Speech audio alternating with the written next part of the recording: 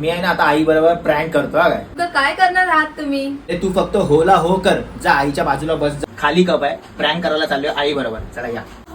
आई काय रे? हे घे, माझ्या हाताने तुला मी चहा बनवलाय.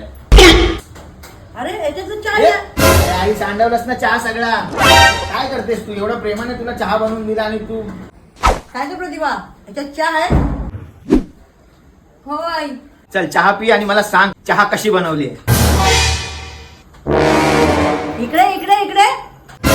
कशी वाटली चहा तुला? किती गोड बनवली चहा आहे. अरे आई चहा बरोबर बनवली मी, टेस्टी एकदम. मला डायबिटीस आहे, तुला माहिती आहे ना.